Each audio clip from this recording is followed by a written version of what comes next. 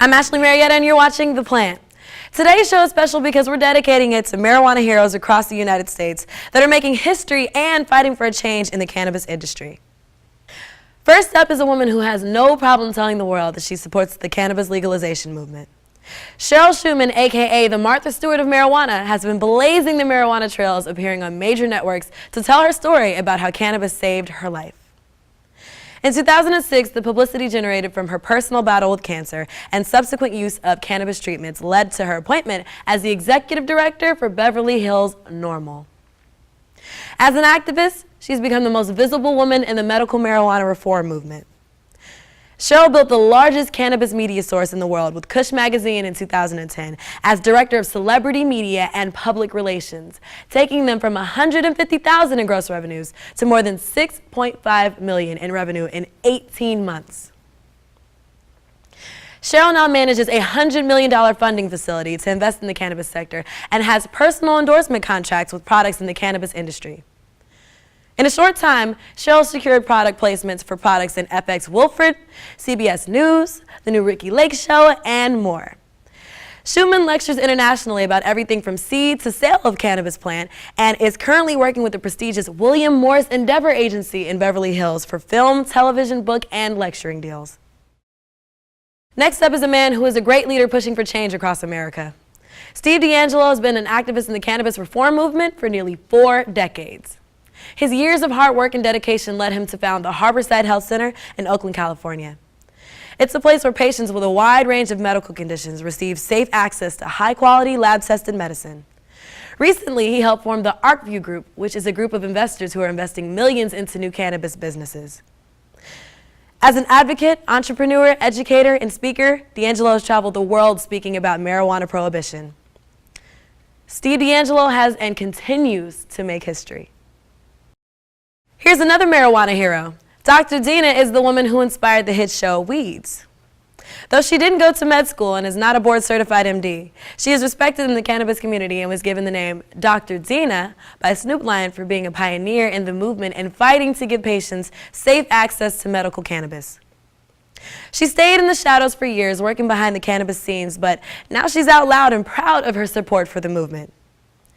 Open since 2004, she's been serving patients at an alternative herbal health center in West Hollywood, California. Since coming out of the weed closet, she's appeared on several television networks and is working to get the accurate information out to patients who are just entering the medical cannabis use. I love telling you about the great medical marijuana studies happening all over the world. If you've been diagnosed with multiple sclerosis, there's a team of scientists that think weed can help you. Researchers at Tel Aviv University have sound evidence that cannabinoids can prevent swelling in the brain and spinal cord. Researchers gave MS patients doses of THC or CBD, which cause the cells to produce fewer triggers that cause pain and swelling targeted in the particular molecule most associated with MS. Stay right there. Remy's got the high fives and I've got more cannabis news. I'm Remy Hudson and these are today's high fives. At 5 are more High Times Seattle Cannabis Cup winners. The winner for Best Edible was Daydreamers High CBD Chocolate Bar from SJ Patience Group. The top concentrate was HGH, Goji, OG, Overshatter from VFL Collective. And the first place hash was White Walker OG from Gold Coast Extracts. High fives to all the winners. In at number 4 is High Times Magazine and the entire staff for producing the High Times Cannabis Cup for over 25 years. Each year, the staff works hard to throw some of the best cannabis events in the entire world. If you've never been to a Cannabis Cup, do yourself a favor and plan to go to one as soon as possible. Number 3 goes to Oaksterdam University. Founded in 2007, Oaksterdam became America's first cannabis college. Since then, thousands of students have attended and learned how to grow medicinal quality cannabis from some of the most knowledgeable instructors in the industry.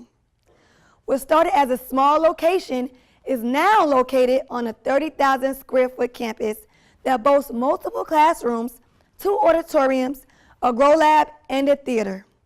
If you want to learn how to make it in the cannabis industry, sign up and attend Oaksterdam University. I have to personally give number 2 a high five because I love fashion. and this company has an incredible line of hemp clothing. The Hempest is an online retail store founded in 1995 with the mission to bring hemp back to the marketplace and counter the misinformation that surrounded the hemp plant for years. Their designs are modern and stylish, so if you're looking for a new style and a new fabric, visit the Hempest. The #1 high five goes to Aerosmith's frontman Steven Tyler. He recently performed in Uruguay and publicly praised Uruguay's president Jose Mujica for becoming the first country to legalize marijuana, calling him a, quote, freedom fighter. The Plant Channel couldn't agree with you more, Steven. High five. In travel news, we found a great article on lawyers.com. The article states, although it's a try it at your own risk scenario, airplane passengers in certain situations are being permitted to carry marijuana on board, even if TSA agents sniff out the drugs. It's never technically altogether legal to fly on commercial airlines with weed because the airports fall under federal jurisdiction and marijuana is still illegal under federal law. However, TSA policy suggests that passengers who travel between states in which they can legally use pot are likely to be allowed to fly. So if the passenger has authorization to use medical marijuana or is flying between Washington and Colorado where possession of the drug, even for recreational purposes, has been legalized, local law enforcement is not going to intervene. Check out lawyers.com for more info or to join the debate. It looks like Texas might be next on the list to start the legalization process. According to a recent survey, the majority of Texas voters support marijuana legalization. Public policy polling found that 58% of Texans support making marijuana legal for adults and regulating it like alcohol. Even more voters, 61%, are in favor of decriminalizing marijuana possession.